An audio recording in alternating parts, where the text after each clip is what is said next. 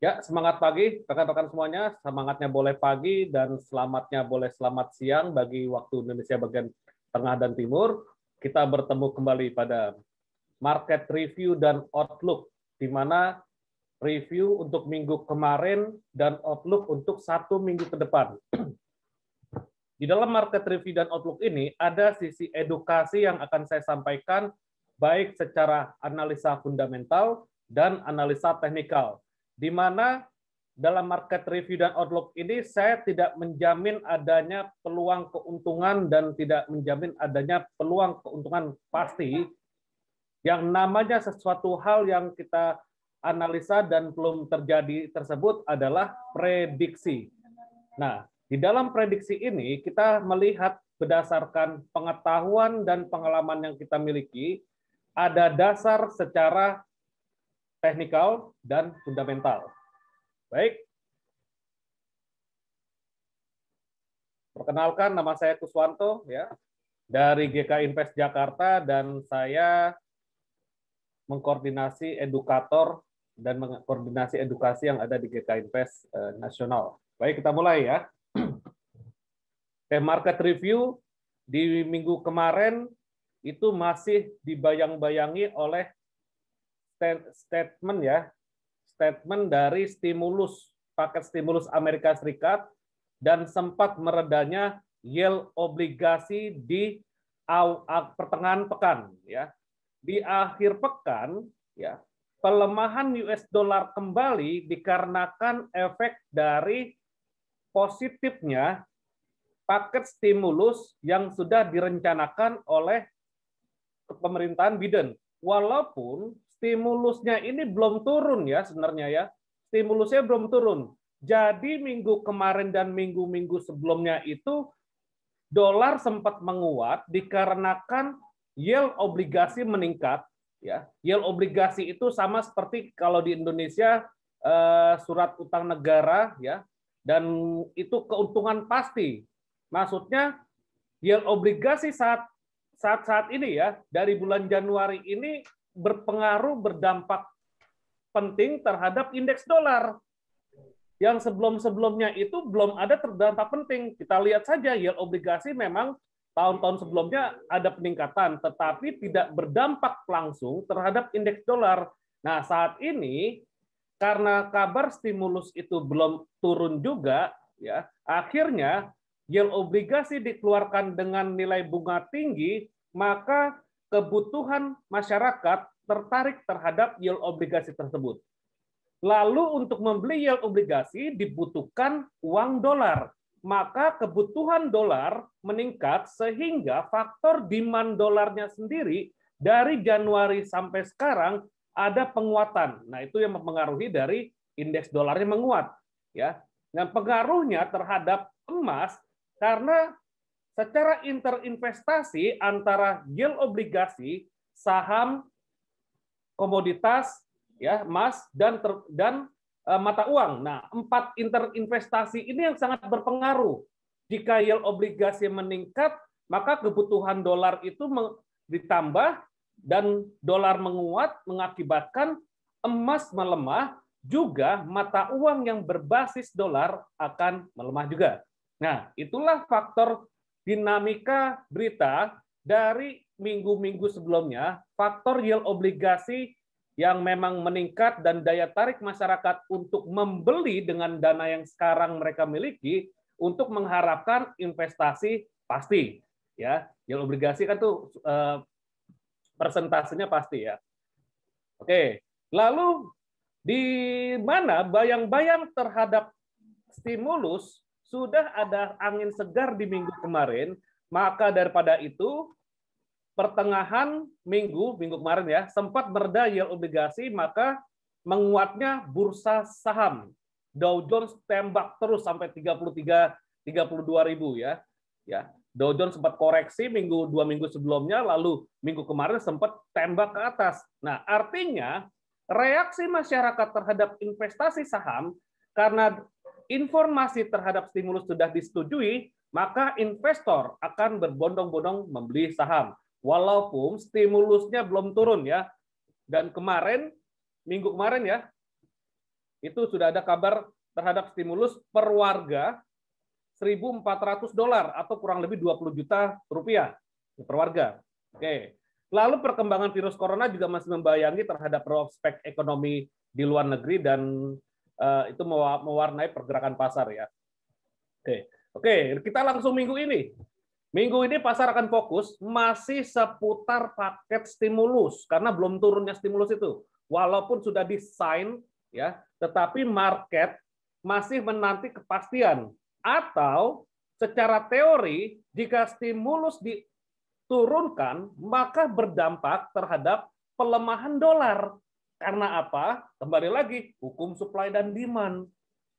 Ditambahnya barang di masyarakat atau uang ya, ini dolar Amerika barang, ditambah maka nilai barang itu akan menurun ya. Dan pemerintah mengharapkan masyarakat menggunakan dana uang stimulus tersebut atau dana BLT tersebut sebagai kebutuhan untuk konsumtif dan uang akan berputar, ekonomi berputar, maka mendongkrak inflasi. Secara teori di awal dolar melemah ya. Nanti kalau inflasi bertambah, maka siklusnya ya pemerintah atau Bank Sentral Amerika, bukan pemerintah, mohon diralat, Bank Sentral Amerika akan menaikkan suku bunga. Nah, itu kan siklus ekonomi di mana kondisi negara sedang terpuruk, maka pangkas terus suku bunga, di mana jika pangkas sekali lagi kalau suku bunga sudah nol, tapi kondisi negara masih terpuruk juga, maka tindakannya akan stimulus atau paket cetak uang. Ya, cetak uang 1, cetak uang 2, cetak uang 3, sampai memang ekonomi berputar dan inflasi bertambah, maka suku bunga akan dinaikkan. Itulah siklus. Dan itu bisa terjadi 10 tahunan. Ya. Nah, secara fundamental dan secara teori bisa terjadi penguatan dolar kembali setelah inflasi meningkat. Sama seperti tahun 2008 setelah krisis subprime mortgage. Setelah subprime mortgage, maka terjadi repatriasi. Uang kembali ke dalam negeri, dolar masuk lagi ke dalam negeri. Dengan statement, trigger statement-nya adalah tapering. Ya. Nah, lawannya stimulus ini kan pemulihan ekonomi dengan cara cetak uang ya atau kebijakan-kebijakan lain. Ya, lawannya adalah tapering. Ya, tapering itu ya tidak jadinya stimulus. Nah, kalau memang terjadi tapering, maka dana kembali ke dalam negeri yang disebut adalah repatriasi. Oke.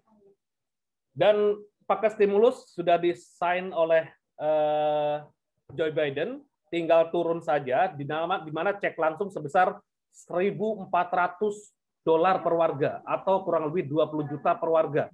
Ya. Cek. On debit ya. Yang membangkitkan harapannya untuk pemulihan ekonomi.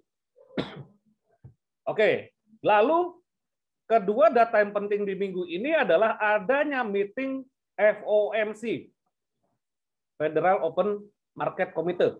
Ya, jadi FOMC-nya itu sekaligus jadwal ekonomi projection di Amerika. Kalau suku bunganya atau FOMC-nya itu mungkin ya tidak diabaikan oleh pasar, ya karena mungkin suku bunganya tetap, ya kan The Fed sudah menghimbau bahwa target kenaikan suku bunganya setelah inflasi, setelah target inflasinya di atas 2%, maka potensi selanjutnya adalah meningkatkan suku bunga dan suku bunga saat ini ya belum, ya karena yang kita perhatikan yang nanti ekonomi projection Amerika adalah terkait terhadap ekonomi ya pemulihan ekonomi dan secara berita atau yang disampaikan adalah datar-datar saja. Datar-datar saja artinya yang akan disampaikan nanti ya mungkin terkait terhadap ekonomi sudah membaik ya, sudah mulai ada pembaikan, maka dibutuhkan paket stimulus, ya dibutuhkan paket stimulus. Lalu jika memang inflasi meningkat bertambah, maka akan menaikkan suku bunga. Ya itu saja yang akan dibicarakan oleh Jerome Powell, ya karena masih seputar terhadap paket stimulus dan ekonomi selanjutnya. Ya di satu sisi pandemi corona masih ada membayangi, dan itu akan disampaikan juga oleh Jerome Powell, solusi untuk pandemi corona, untuk pemulihan ekonomi ya dengan cara pakai stimulus tersebut. Ya, nah itu secara fundamental. Ini ada chat direct, saya tidak bisa dengar audio. Coba Pak atau Bu nih, Taki Maibo, ya, coba audio perangkatnya. Ini masalah chatnya direct nih. Audio perangkatnya coba disentuh. Jika gunakan handphone ada di sebelah kiri. Jika gunakan laptop atau komputer, ya itu ada fitur-fiturnya sebenarnya audio di situ. Tinggal klik aja. Oke. Nah, ini secara summary, dan kalau kita lihat di kalender ekonomi, ya, minggu lalu tadi saya sampaikan masih seputar yield obligasi, ya, di mana yield obligasi sebenarnya dari dulu itu memang udah ada pergerakan yield obligasi tahun-tahun 2020 itu ada peningkatan, tetapi tidak berdampak direct penting terhadap indeks dolar. Nah, namanya institusi besar, ya ada kepentingan ya, di mana sekarang ini difokuskan begitu obligasi meningkat, maka berpengaruh penting terhadap indeks dolar. Oke. Tetapi indeks dolar itu berdampak langsung bukan terhadap gold dan Bitcoin. Ya, indeks dolar berdampak atau berkorelasi langsung terhadap 6 mata uang. Sekali lagi, indeks dolar berkorelasi langsung sebenarnya terhadap 6 mata uang. Pertama, euro, 60% loh korelasinya. Kedua, yen. Ketiga, pound sterling. Keempat, Canadian dollar atau luni. Kelima, Swedia kron. Keenam, Swiss franc. Ya, jadi kalau indeks dolar melemah terhadap 6 mata uang ini berdampak efek domino terhadap Aussie dollar dan New Zealand dollar, bahkan terhadap Indonesia rupiah. Ya. Lalu terhadap gold dan Bitcoin, karena gold tersebut dinilai dengan dolar dan Bitcoin pun juga dinilai dengan bentuk dolar, maka bisa saja berkorelasi langsung. Jika indeks dolar melemah terhadap 6 mata uang, berefek domino terhadap gold dan Bitcoin. Nah itu ya. Oke, di minggu kemarin sudah kita summary-kan tadi. Minggu ini kita lihat di awal pekan ini, ya, ada data industrial production di Tiongkok ya, China Yuan, potensi membaik ya, industrial production-nya, dan ini bisa berdampak terhadap Australia dolar dan New Zealand dolar. Oke, kita lihat ya. Australian dollar dan New Zealand dollar. Oke. Karena Australian dollar kopeng bisnis terhadap New Zealand. Oke, secara teori ya. Nah, di awal pagi sudah ada penguatan, tetapi adanya efek penurunan setelah data indeks dolar lagi, ya. Setelah data indeks dolar, ya. Indeks dolarnya mulai menguat lagi, ya. Oke, jadi kalau misalkan fundamental atau technical analysis, ya, setelah data rilis diumumkan, ya bisa saja market itu bergelombang dan tidak bisa Anda mengejudge bahwa wah, analisa fundamental dan analisa teknikal nggak penting, nggak usah dipakai. Ya, nah itu hati-hati statement seperti itu. Kita harus punya mindset bahwa ilmu ekonomi ini adalah ilmu sosial, bukan ilmu pasti, di mana pelaku pasar bisa dinamis ya. Nah, jadi seperti itu. Maka yang harus kita lakukan adalah bagaimana jika kita menganalisa fundamental analisis dan cermati siklusnya, cermati efek dampaknya terhadap pasar, dan timing entry-nya pada teknikal. Oke? Oke, kita masuk ke sini. Selasa ada retail sales ya, yang mungkin saja akan berdampak penting terhadap dolar Amerika. Ya. Jika retail sales-nya itu menurun sesuai dengan forecast, maka dolar akan melemah. Dan sebaliknya, jika retail sales-nya menguat ya di atas forecast, maka berpotensi dolar akan melemah. Ya.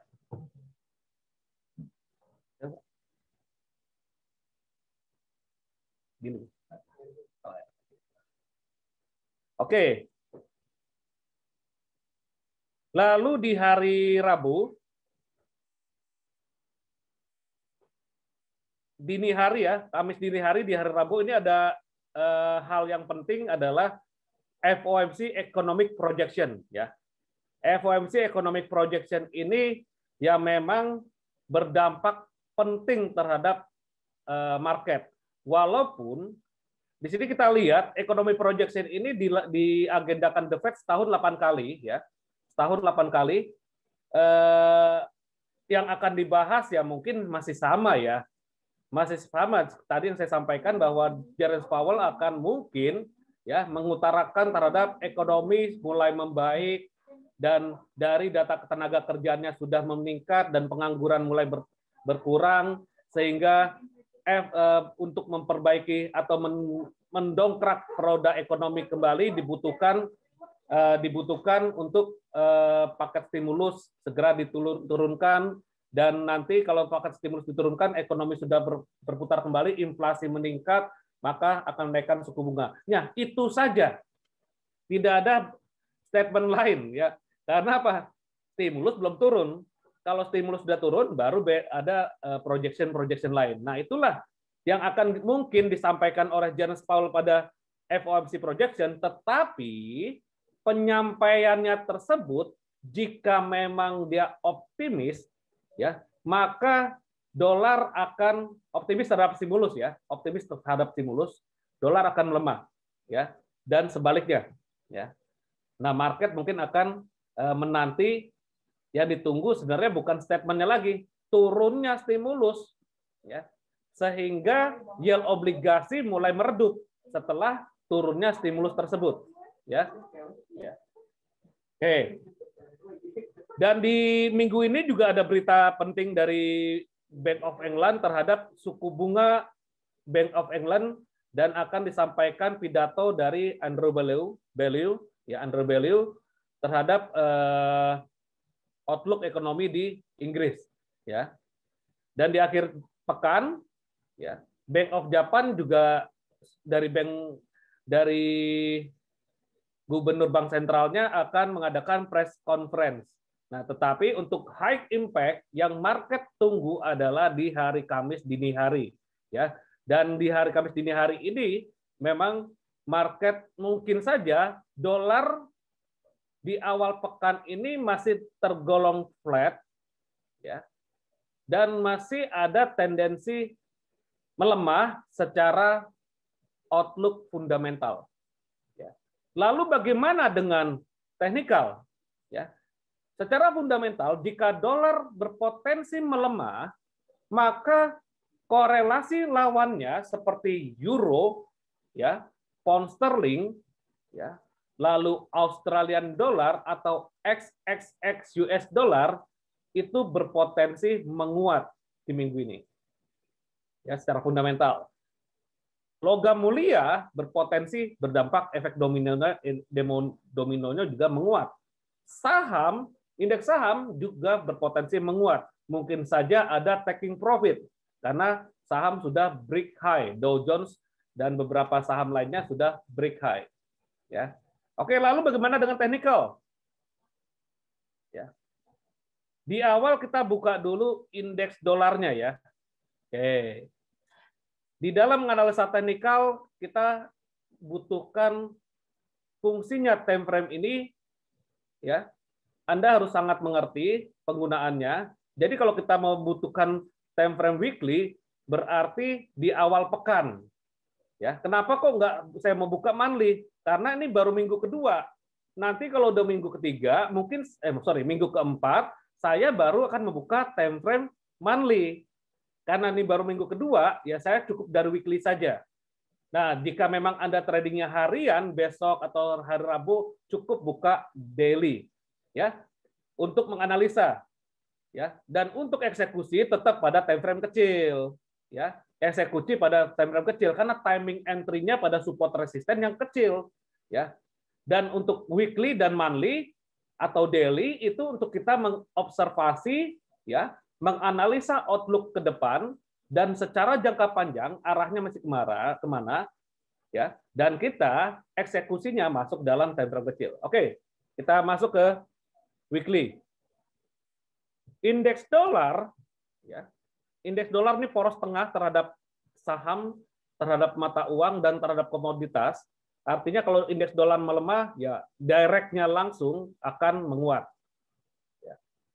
Minggu kemarin ini pin apa nih? Candlestick apa nih? Ada yang tahu nggak? Minggu kemarin ditutup sama candlestick apa nih? Ayo dong, durasi nih. Silakan. Kayak shooting star ya? Yes, bearish pin bar, shooting star.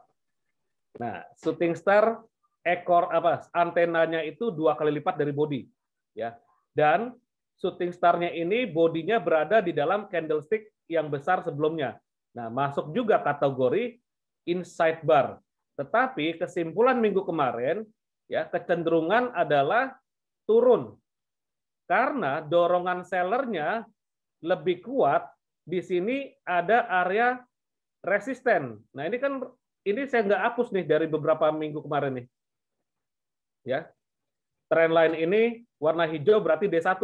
Struktur penggunaan warna saya sangat disiplin.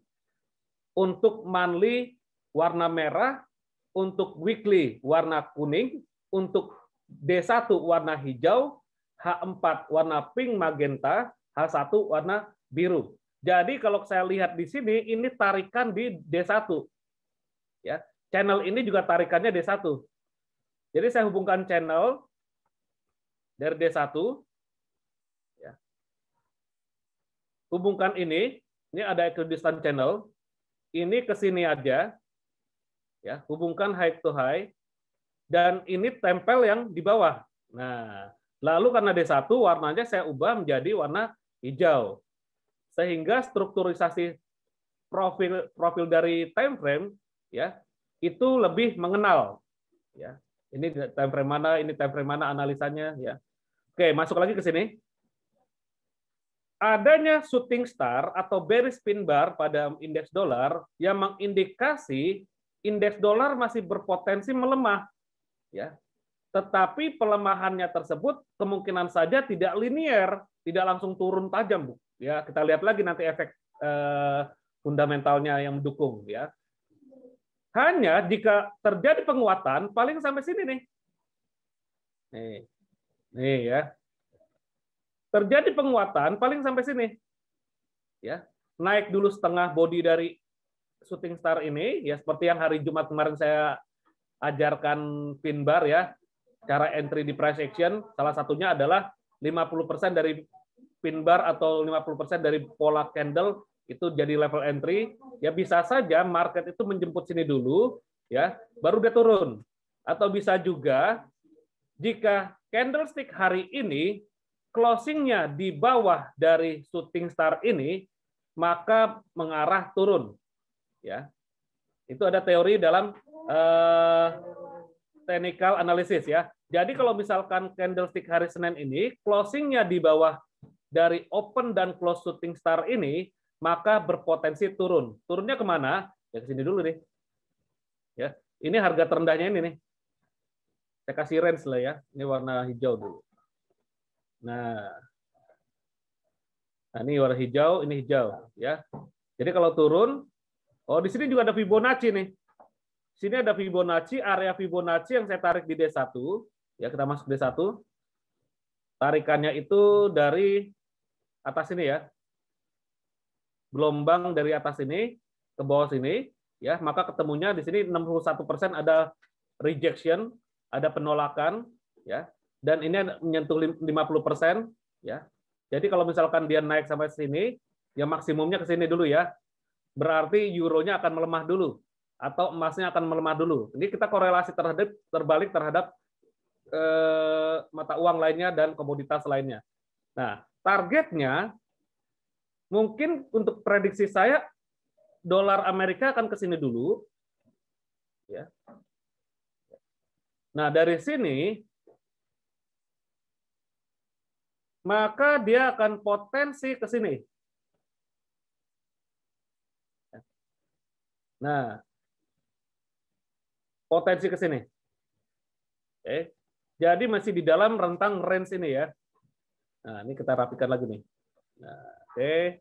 Nah, kalau dengan seperti ini mappingnya jelas ya. Dengan Anda mengobservasi dari time frame atas ke time frame kecil namanya top down analysis. Top down analysis adalah urutan struktur dari time frame yang kita menganalisa dari time frame besar ke time frame yang lebih kecil untuk kita mengeksekusi buy atau sell setelah kita lihat tren tersebut. Oke, kita lihat gelombangnya. Harga dolar indeks mungkin akan naik dulu ke sini ya. Dan berpotensi akan lanjut turun ke sini. Ngopi dulu ya, sambil ngopi. Mantap. Santai aja ya. Oke, setelah dolar indeks kita masuk ke euro dolar. Nanti kesimpulannya ke sini ya. Dia naik dulu ke sini dan turun sini. Kita lihat euro dolar, saya tidak ubah analisa saya. Nah, ini masih tetap. Hapus dulu. Saya nggak ubah dari minggu lalu ya. Oke. Kalau kita lihat weekly, ini korelasi terbalik dengan indeks dolar. Kalau tadi indeks dolar ada shooting star, euro dolar ada pin bar atau bullish pin bar hammer. Setuju? Ya, hammer. Dan di weekly ada tanda-tanda potensi terbentuknya hidden bullish divergence. Nah, ya. Yang stokastiknya golden cross-nya itu menurun. Ya, nih. Ini potensi di sini ya. Mungkin akan golden cross-nya di sini nih, di bawah. Tapi secara gelombang dia menurun golden cross-nya. Dan gelombang harga menaik. Nah, ini potensi hidden bullish divergence ya. Di video saya ada nih, di video saya untuk divergence ya. Nah, nanti bisa lihatlah di sini ada divergence, silakan simak saja ya. Secara technical analysis dan fundamental analysis saya sudah sharing. Nah, ini fundamental analysis ya. Oke. Dan market masih ada potensi naik dan di mana di sini ada pola apa nih? Nih. D1 udah kelihatan nih. Ini ada pola apa nih market nih? Yuk. Ada yang paham? Head and shoulder, coach. Ya, head and shoulder pundak ini belum terjadi nih. Kalau saya pribadi sih lihatnya bullish flag. Nah, bendera betul. Ini dari bawah ke atas, dia membentuk channel. Ya. Nah, dan saya anggap ini sepertinya kalau misalkan dia tembus lagi ke atas atau balik lagi ke atas 38,2%, ini terjadi false break. Ya. Tetapi di sini ada gelombang 1, 2, 3, 4, 5. Nah, ini gelombang terakhir nih. Saya anggap gelombang terakhir. Di sini terbentuk bullish piercing setengah body ya. Dan di sini adanya penolakan turun dan ditolak lagi di bawah. Artinya di sini rejection-nya dia dari atas ke bawah tertolak lagi di sini. Ya. Karena bodinya itu diambil setengah, sorry. Bodinya diambil sepertiga oleh shadow. Bodi merahnya nih ya. Ya. Bodi merahnya diambil sepertiga dari shadow. Dan ini bodi yang warna biru ya belum termakan oleh candle merah. Ya. Maka di sini masih tergolong sideways sama seperti indeks dolar tadi. Jika hari ini closing candle-nya di atasnya bodi ini, bodi yang merah-merah, maka kans potensinya akan ke sini. Tetapi jika hari ini, jika turunnya di bawah dari mother-nya dia, ya, maka potensi akan ke sini. Ya. Nah, ini masih dalam kondisi koridor bullish. Saran saya mungkin kita mencari peluang buy di euro karena weekly-nya masih ada memberikan kesimpulan bullish ini ya, bullish pin bar, dan di sini bentuk flag, dan ada potensi hidden bullish divergence, dan di D1 juga sama, ya, masih tergolong bullish, walaupun dorongan di sini, ya, dari atas ke bawah ada rejection. D1 warna hijau. Ya, jadi kan Anda hafal ya. Ini warna kuning berarti wah tarikan di weekly, ya. Nah, ini juga ada warna hijau juga, ya. Nah, ini ketahan nih, ada dua ini saya bikin warna ini deh. Bentar.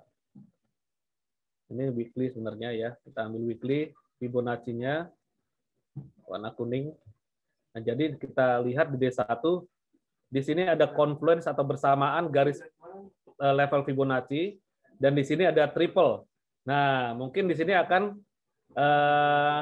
potensi naik ke sini nih. Ya. Potensinya akan naik ke sini. Di sini juga ada area demand, supply.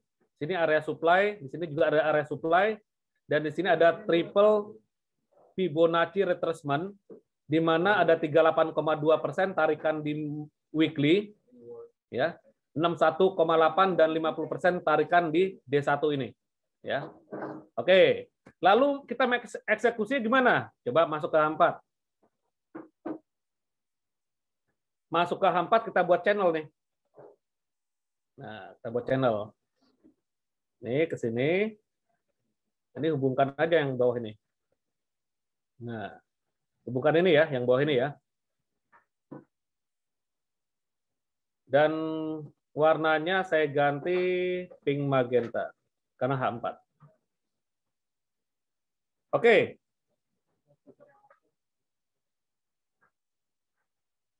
Ya, pas ya. 1, 2, kita lihat gelombangnya. Nah, di sini euro mungkin akan melemah dulu ke sini nih. Ya. Turun dulu ke sini. Coba lihat H1. Ya, saya ambil kesimpulannya di ini dulu ya. Bullish flag yang ini nih, bearish flag yang ini, bentar. Atau ini sebenarnya bentuknya ini nih. Nah, saya tegar sini. Nah, ini sebenarnya seperti wedges ya. Oke. Oke ya, sini ya. Saya sambil kesimpulan nih. Untuk entry ini H1 warna biru ya. Ada area demand di sini. Ini ada bullish pin bar ya, hammer. Dan di sini saya anggap sebagai gelombang ya, gelombang, dan ini ada resisten become support. Nah, diperhatikan nih, ini ada resisten become support, di sini ada bullish pin bar. Nah, jadi kalau analisa teknikal butuh teliti ya. Jangan sampai udah coach, ini aja langsung buy di mana, sell di mana, jangan gitu. Ada strukturnya. Ya, timing entry-nya ada ya. Tetapi untuk analisa fundamental kita kaitkan dengan teknikal sangat penting. Oke. Menurut saya ya, euro akan potensi ke bawah dulu sini ya. Dan akan naik menuju atas ini nih. Nah, saya hapus dulu ya gambar zoom-nya. Akan naik menuju sini. Ke channel ini nih. Nah, di H4 jelas. Nah, sesuai dengan arahan tadi yang triple level Fibonacci retracement. Ya. Menurut saya lihat dia menuju turun dulu sini. Karena ini ada resisten, become support. Ya, dan sini ada manuver. Ya, jadi area demand. Ya. Kalau dia turun menuju sini, dan targetnya ke sini. Nah, untuk timing entry-nya, kita mungkin bisa mengambil kesimpulan entry dengan price action atau pola-pola candlestick lagi di sini, di H1, ya, dengan stop loss-nya di bawah sini nih. Ya. Stop loss-nya itu di bawah dari swing low ini. Ini. Ya. Nah, entry-nya mungkin area ini warna biru, stop loss-nya di bawah swing low ini, targetnya tadi di atas channel-nya tadi, ya. Nah, channel tadi saya rapikan lagi deh. Ini saya rapikan lagi nih, karena tadi H4. Harus rapi ya. Karena ya kurang lebih di sini nih. Nah, ke sini nih. Nah, ya. Jadi ke buy-nya tuh di area di 1.19-an, 93-an ya. Suaranya nggak ada. Ada suaranya kok. Ada kan suaranya ya? Coba audio di handphone Anda diklik ya settingannya. Jelas, betul. Oke, makasih responnya. Oke, jadi kita area buy-nya di sini ya.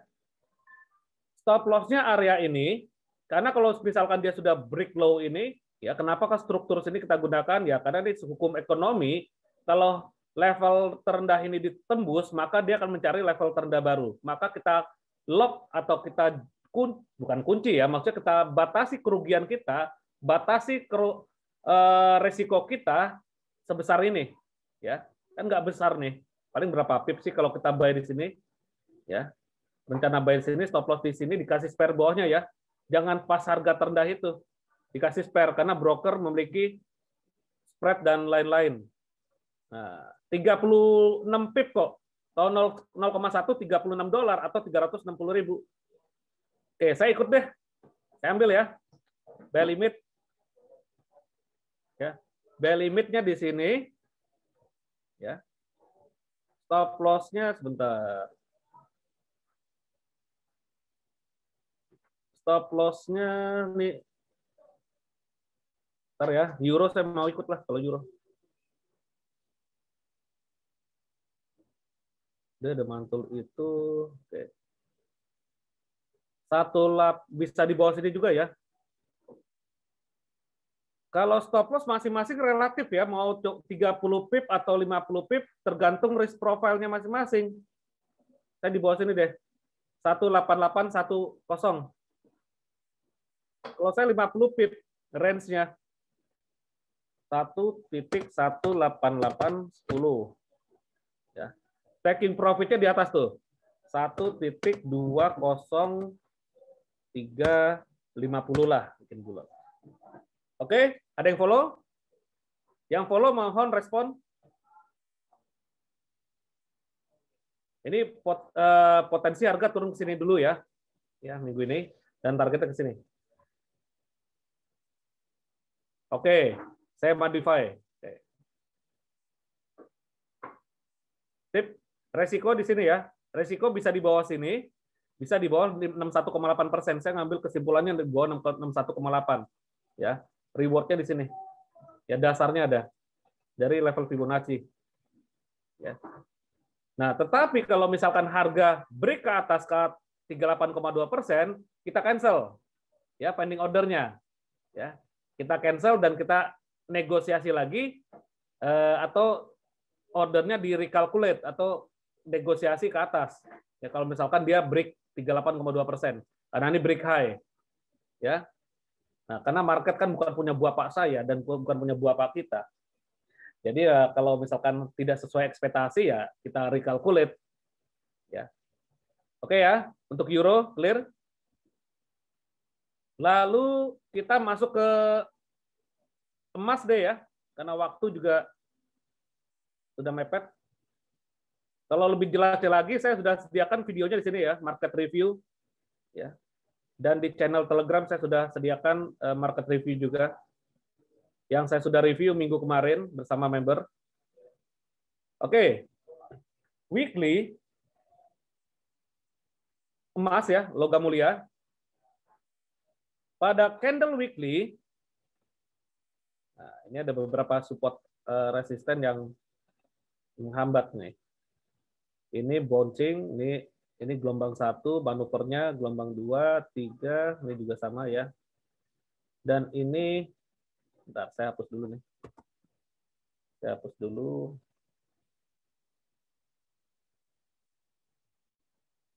Ya, saya hapus dulu. Ini saya nggak ubah dari minggu lalu soalnya. Nggak usah dia itu. Oke, di sini ada namanya area demand, karena ini manuver, atau ini low, harga terendah ini, ya, menjadi support. Yang sudah saya sampaikan pada analisa fundamental teknikal di 2 minggu lalu, di sini berpotensi bounce. Oke, minggu kemarin, closing candle di emas membentuk bullish harami. Nih, coba perhatikan ya. Ini candlestick yang besar ya, bodinya di tengah-tengah rentang body ini ada warna biru. Ya, artinya bullish harami dihamilin, bukan dihamilin ya, bentuknya seperti ibu hamil. Mohon maaf, kita ralat bukan dihamilin. Bentuknya seperti ibu hamil karena bullish harami atau bearish harami itu bahasa Jepangnya ibu hamil. Ya, bukan dihamilin. Ya, oke, seperti ibu hamil atau ini mother bar-nya, ini inside bar-nya berada di area support, ya, dan ini berpotensi, ya, berpotensi naik ke sini nih. Dan kalau saya perhatikan lagi di sini juga ada dari sini ya manuver sini ya, ini atas, ya, dan di sini, nah. XAUUSD juga weekly-nya ada hidden bullish divergence, ya. Weekly-nya nih dari sini gelombang yang ini, ya, gelombang ini ketemu gelombang ini di sini semakin rendah, ya. Karena dia coba naik ke atas, balik lagi ke bawah, semakin rendah, manuver di sini, ya, atau manuver di sini juga bisa, atau manuver di sini juga bisa, tapi bentuknya itu lebih rendah. Nah, ini disebutnya namanya hidden bullish divergence. Lalu potensi harga selanjutnya akan menguji 50% nih. Fibonacci yang kita tarik dari sini. Ya. Nih, di sini deh. Ambil di sini. Nah, 50%-nya di sini. Dan on the pip di sini, support become resistant. Ya. Oke. Lalu kita masuk di D1. D1 di sini ada 50% tadi nih. Ini jadi area demand, ya. Ini kita jadikan area demand. Area demand karena bentuknya bullish engulfing. Inilah ya, segitu aja. Ada negosiasinya. D1 warna hijau. Nah, ini juga ada area supply nih. Nah, nih.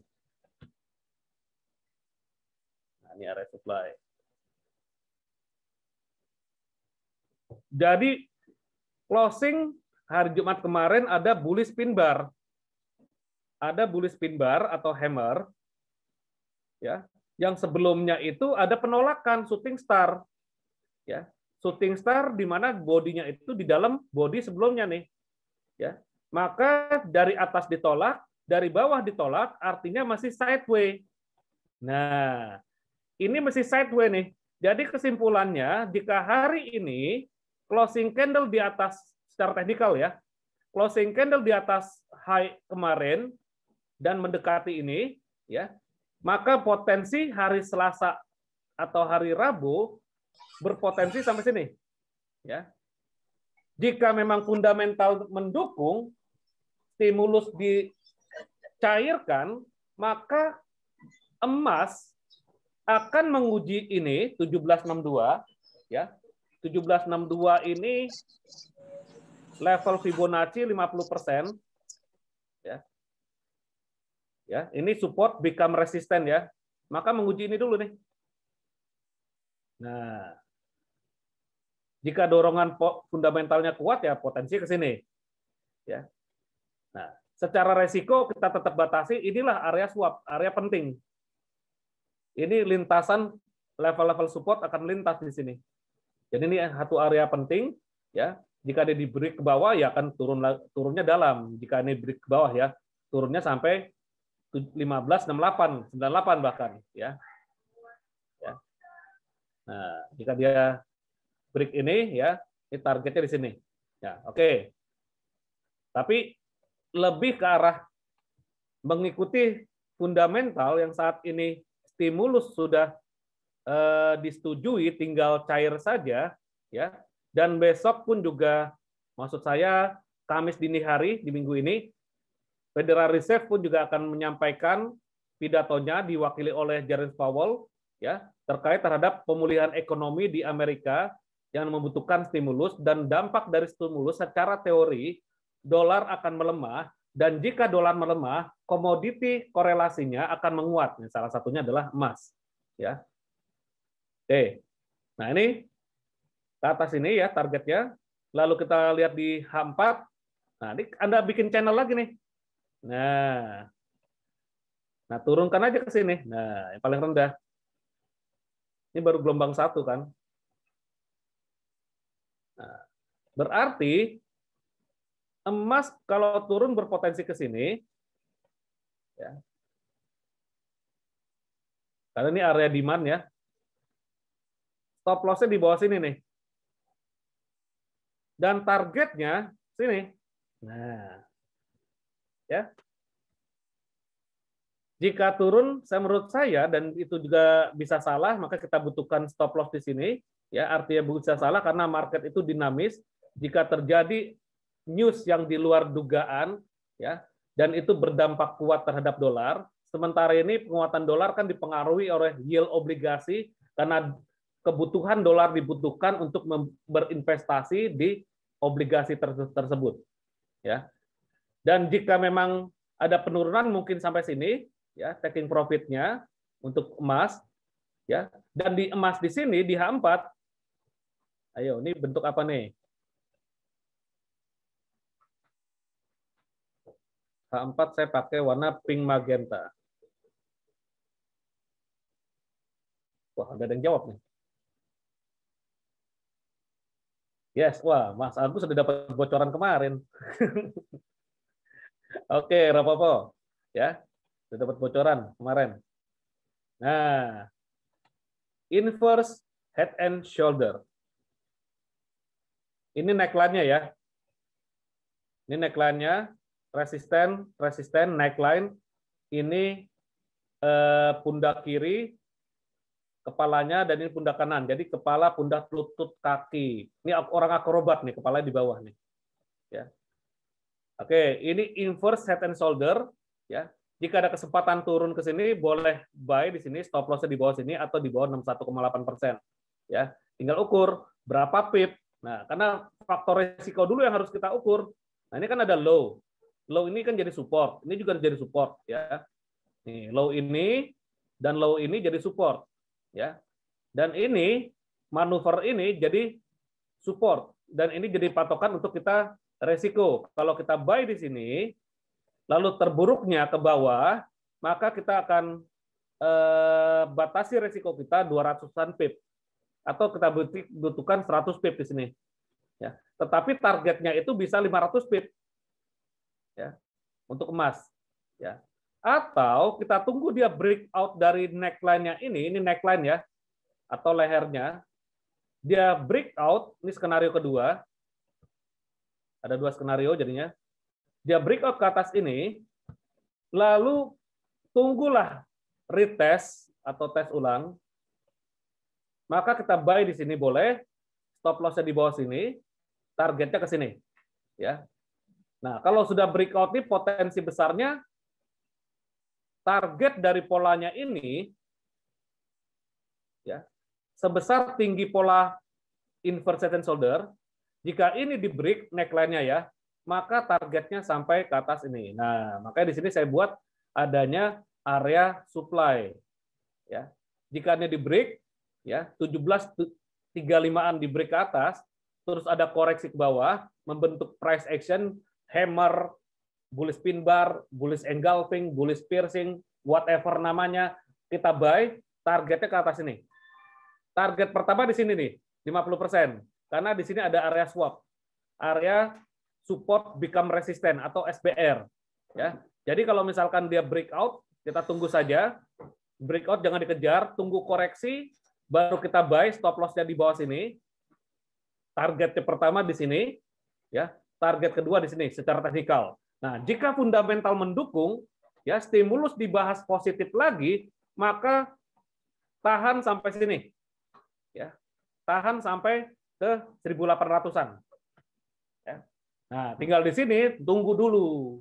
Ya, tunggu sampai roller coaster-nya bergerak ke atas atau ke bawah, ya. Jadi kita tunggu. Kita tugas trader adalah menunggu, ya. Setelah kita membuat suatu rencana, ya, setelah kita membuat suatu plan yang kita sudah prediksikan, di mana prediksi itu adalah belum terjadi, maka kita batasi resiko kita dari apapun terburuknya pasar yang tidak sesuai ekspektasi kita, ya. Oke, ada pertanyaan?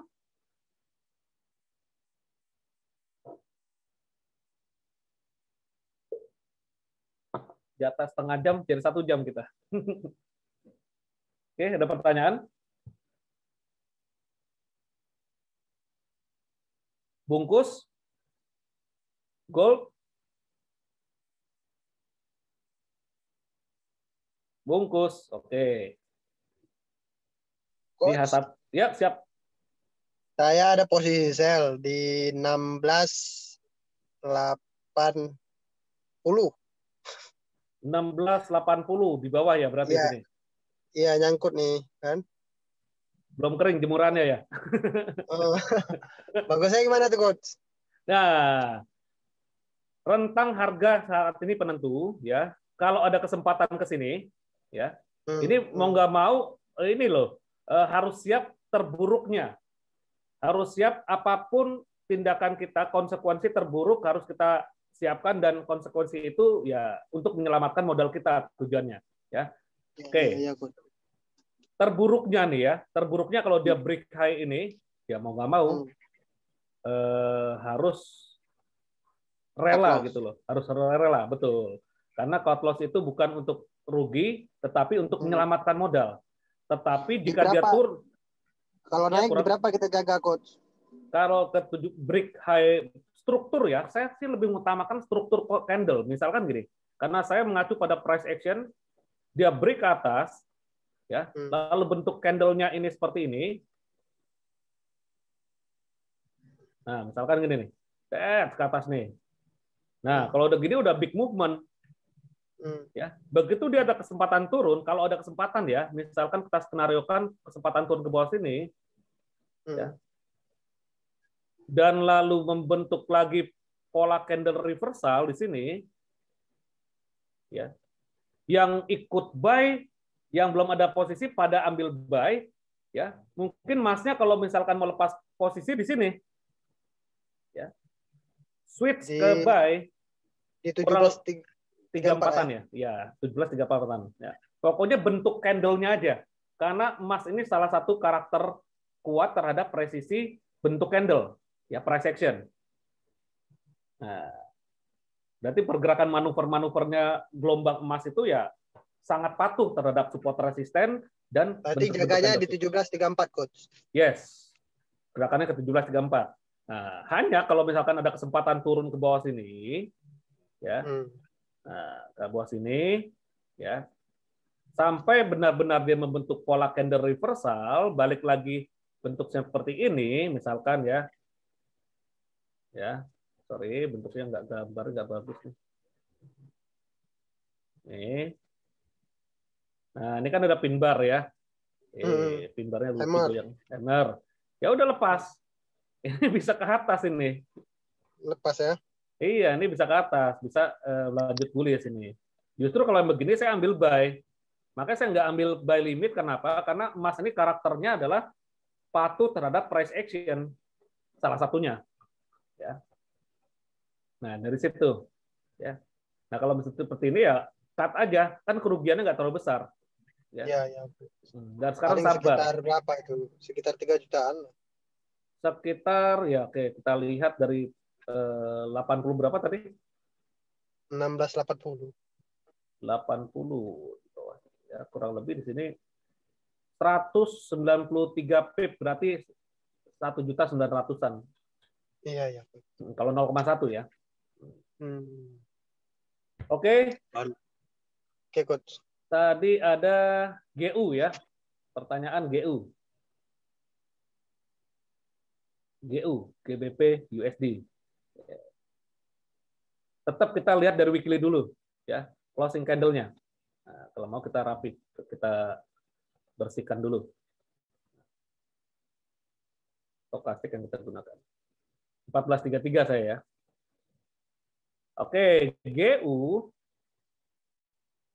ini masih kecenderungan bullish ya. Hanya mulainya koreksi nih. Nah, saya coba hubungkan ini atas ini dan bawah. Warnanya kuning. Kenapa kuning? Karena weekly. Nah, oke, dan ini adalah di area resisten, area supply. Kita bentuk dulu ya. Jadi jangan bilang, oh kelamaan banget, udah entry aja. Jangan, bahaya kayak gitu. Kita terstruktur lah. Ini visualisasinya saya hanya tampilkan di weekly dan monthly. Jadi begitu ke D1 nggak kelihatan kuningnya. Oke, di sini D1 boleh deh kelihatan kuningnya. Pas jamnya nggak kelihatan. Oke, di sini candle terakhir membentuk body yang hampir melewati penuh ya. Hampir melewati penuh candle sebelumnya. Dan ini shooting star masih valid ya. Shooting star masih valid. Ya.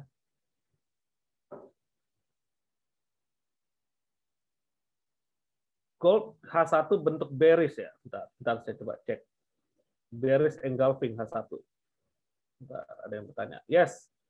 Tapi bearish engulfing-nya itu ada satu rejection atas ini. Entry-nya untuk koreksi di sini aja nih. Ya. Karena ini ada big tall ya. Artinya shadow yang panjang. Shadow yang panjang. Ya, boleh kesempatan ini kalau mau sell berarti memanfaatkan koreksi. Ya. Karena di sini juga ada potensi hidden bearish divergence H1 ya. Ini turun, ininya kurang lebih naik ya, mendekati nih. Kurang lebih sama atau naik. Jadi hidden bearish divergence. Kemungkinan akan koreksi dulu. Maka saya sampaikan tunggu dia koreksi ya, karena dia bentuk flag di sini ya. Bukan flag, ini namanya sebagai channel ya. Rising channel. Dia kalau dia turun, kalau dia break ke bawah ya. Tapi ke sini kemungkinan masih sideways ya. Nah, ini bearish engulfing ya, bearish engulfing H1 ya. Hanya kedudukannya dia itu memang hati-hati. Time frame H1 dan juga belum menyentuh area supply. Ini area supply-nya ini. Ya. Area supply-nya ini nih, ada bearish engulfing di atas ini. Ya. Dan kalau misalkan di sini potensi double top juga ada. Ya, tetapi nggak nutup kemungkinan. Nah ini. Nah, ini udah muncul nih. Ya. Muncul. Jadi kalau misalkan nggak nutup kemungkinan dia tunggu ke atas lagi ya. Dan di sini mencari top yang sama atau dia coba turun lagi. Ya, artinya kalau ambil posisi sell, stop loss-nya di atas ini. Stop. Oke, masuk ke GU lagi. Ya. GU kita patokkan dulu supportnya ini. Nah, ya, ini supportnya. Support selanjutnya adalah ini. Ya, ini ada resisten become support sini. Ya. Nah, ini kan ada channel sini ya. Ini resistennya. Kita masuk ke D1 ya. Nah, D1 udah kelihatan nih ya. Sudah kelihatan ini resistennya nih, tapi ada rejection di atas ini ya. D1 ini patokannya udah ya di weekly ya. Ini kalau misalkan harga turun ke sini, potensi ke sini dulu double top. Sorry, double bottom ya, double bottom. Dan ini ada pin bar saya buat jadi area demand. Oke, sebagai area demand ya. Nah, kita tentukan dulu aja di sini, nanti begitu H4 ya, yang kuningnya nggak ada memang, tapi area demand-nya harus saya tampilkan. Harus tampilkan area demand-nya. Nah, ya di bawah ya. Dan di H4 ini masih tergolong sideways. Ya, masih tergolong sideways. Yes. Jadi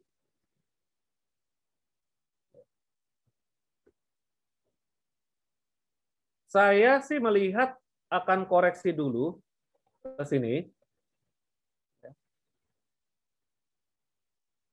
Koreksi dulu ke sini, baru dia mantul lagi ke atas. Ya. Masih tergolong horizontal ya. Masih tergolong horizontal. Coba lihat A1-nya. Ya, masih tergolong horizontal karena ini jadi tekanan ya. Berarti tarik saja Fibonacci di sini atas. Warna biru.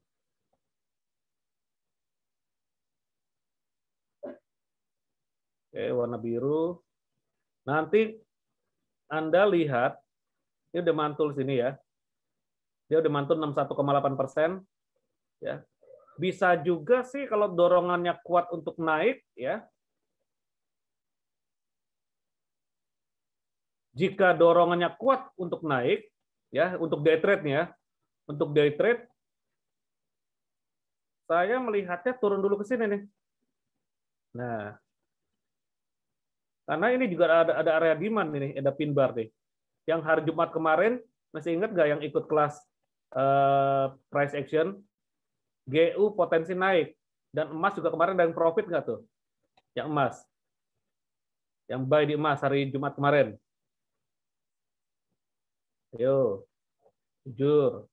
Jangan loss-nya aja ntar berkoar-koar. Ya. Loss berkoar-koar biasanya nggak pakai stop loss dan nggak terstruktur. Ya. Oke, potensi ke sini nih, GU. Ya. Potensi ke sini, ya. Dan targetnya itu, ya target pertama di sini ya. Target kedua di sini. Ya, maksudnya target pertama itu TPM, TP minimum. Ya, kita mau ngantongin dulu boleh, ya. Tapi kalau dia break high, tahan aja sampai sini. Kalau dia berat ke atas atau membentuk pola candle reversal turun, ya udah kantongin dulu profitnya. Ya, ini target minimum. Ya, artinya eksekusinya di sini, stop loss-nya di bawah sini. Ya. Ya, coba tarik Fibonacci yang di H1, H4 terutama kita buat dulu channelnya nih. Channel horizontal. Begitu channel horizontal dibuat, ya, di H1 tarik Fibonacci swing low ini ke swing high ini, ya ini gelombang terakhir dan ini gelombang turunnya, ya. Tapi dia sudah bermanuver di 61,8% dan tertahan di sini sesuai dengan target kemarin hari Jumat, ya. Dan kemungkinan minggu ini akan turun dulu ke sini, ya. Dan barulah naik ke atas ini. Jadi kesimpulannya GU di minggu ini rentangnya masih 1.400 sampai ke 1.3778, ya. Rentang range-nya nih GU di minggu ini, ya. Nah, potensi seperti masih ke arah itu. Oke, gimana? Pak Yuna atau Bu Yuna nih GU, ya. Bungkus. Sip. Bungkus ya. Karetnya 2 kalau kata Pak Yuda. Bungkus. Siap. Ya. Jadi buy limit di sini atau nunggu price action di sini boleh. Ya. Yang penting terstruktur. Tetapi jika market tidak sesuai ekspektasi kita dan kena stop loss, jangan baper. Artinya adalah secara analisa teknikal, ya, ada teori yang kita pelajari, tetapi teori itu probabilitas, ya. Misalkan dalam 10 kali itu berapa kali berhasil dan berapa kali tidak berhasil. Nah, barulah kita bisa simpulkan teori itu bisa saja terjadi 70% dan juga bisa saja terjadi 60%. Tetapi secara keseluruhan, ya, secara keseluruhan, ya, dengan adanya pengetahuan yang kita miliki, terus kita konsistenkan agar kita memiliki sebuah pola dalam bertransaksi forex dan gold online ini. Oke, baik. terima kasih untuk market review dan outlook hari ini saya akan rekam ya dan akan saya share ke channel Telegram GK Invest dan juga channel Telegram Trading Santai Kuswanto, dan saya juga akan share ke YouTube channel untuk pembahasan market review ini. Oke, tetaplah kita trading dengan terstruktur ya. Jangan sampai kita tanpa menggunakan batasan resiko ya, batasi modal kita, jangan sampai terkena badai yang memang mengakibatkan kerugian besar, dalam arti kata adalah margin call. Maka kita wajib mempertahankan modal dan menargetkan keuntungan, juga membatasi kerugian. Oke, tetap kita jaga kesehatan, tetap kita jaga modal kita, dan tradinglah dengan struktur sampai bertemu minggu depan pada market review dan outlook selanjutnya. Terima kasih dan salam trading santai bersama saya Kuswanto, disponsori oleh PT Global Capital Investama Berjangka. Sampai jumpa. Thank you. Kasih Coach. Sama-sama. Bosku. Terima kasih Pak Johan. Gus. Silakan. Terima kasih Pak Gus.